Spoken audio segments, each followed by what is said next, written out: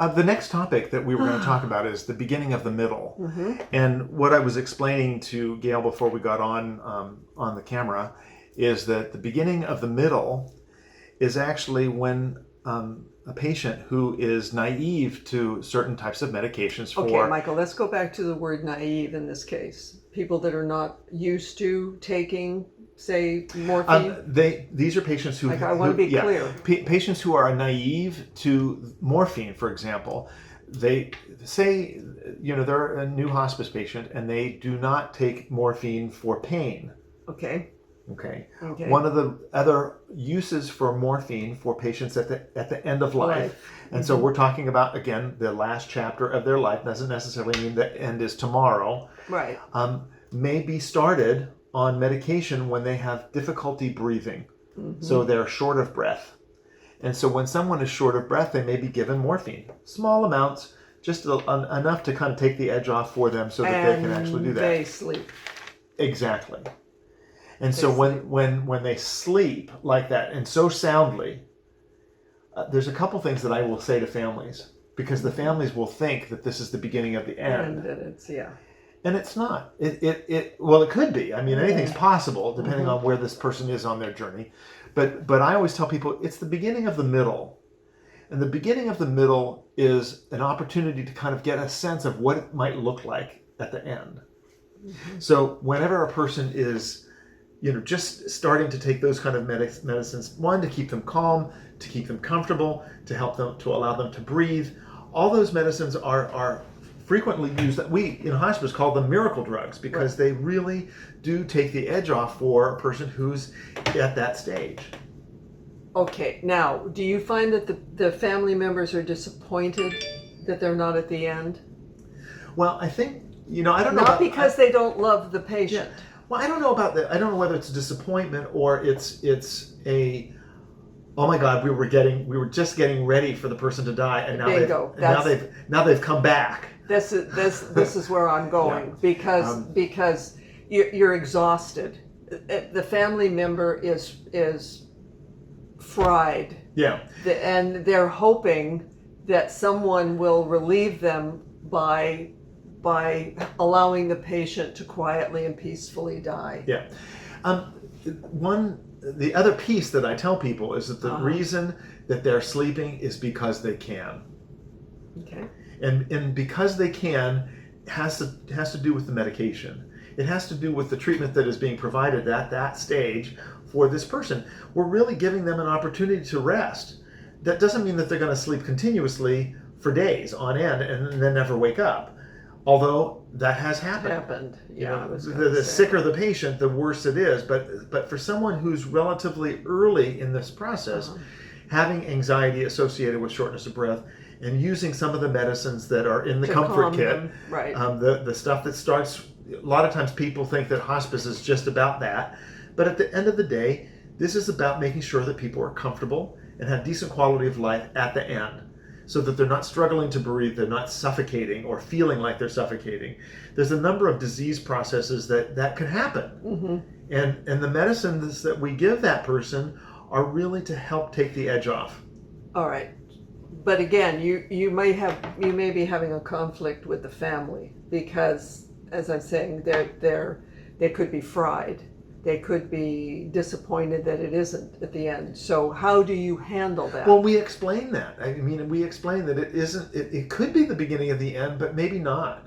Okay. And the other thing that families sometimes hear from other people who've been through this process is that, oh, this might be a rally.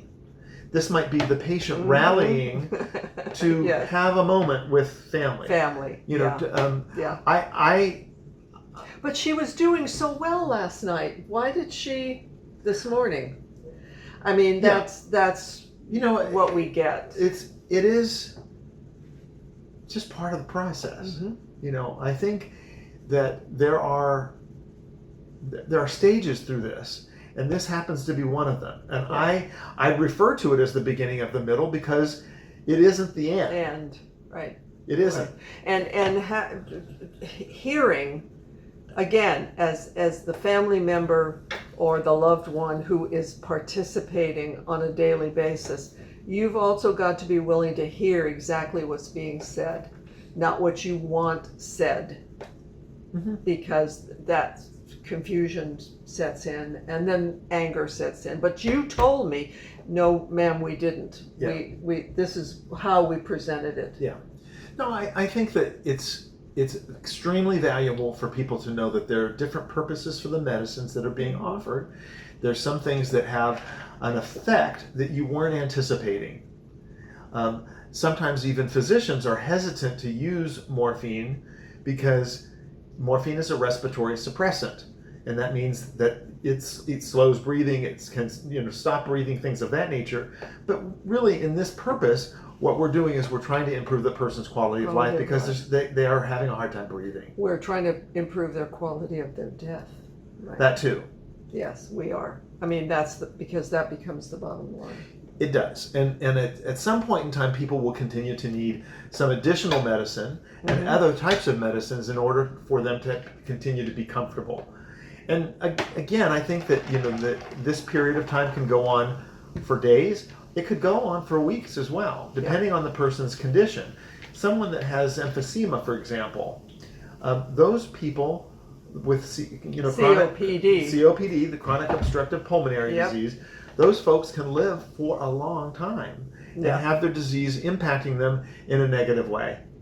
And so being able to have something for anxiety, being able to have something for shortness of breath, so that it just takes the edge off of their day. It doesn't mean that they're going to die anytime soon, but it will mean that the quality of their death will be better.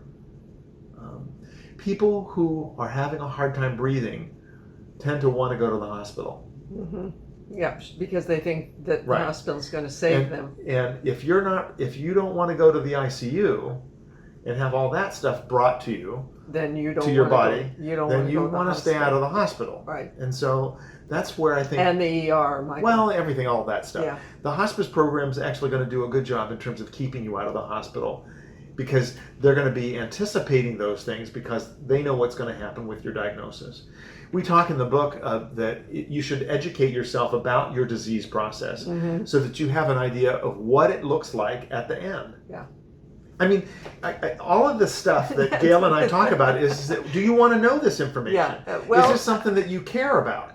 And it's amazing how many people don't, Michael. Oh, I know. They don't want to. And then they set up a bad situation with their family members, and they set up a bad situation for themselves. Yeah, of course. And it's a lot of it has to do with the fact that they just put their head in the sand like an ostrich. So. Or they're convinced by somebody, that one of the organizations, well, you're going to be cured. You just have to think positively. You're going to. It's unfortunate. It is terrible. It's a disgrace. I wish people would just not offer an opinion. Yeah. If you want to share something with a group of people and you've got the group turning on you, you're never going to do it again. So as a participant, just keep your opinion to yourself. If it's one of these hi, I'm going to think positively and get cured.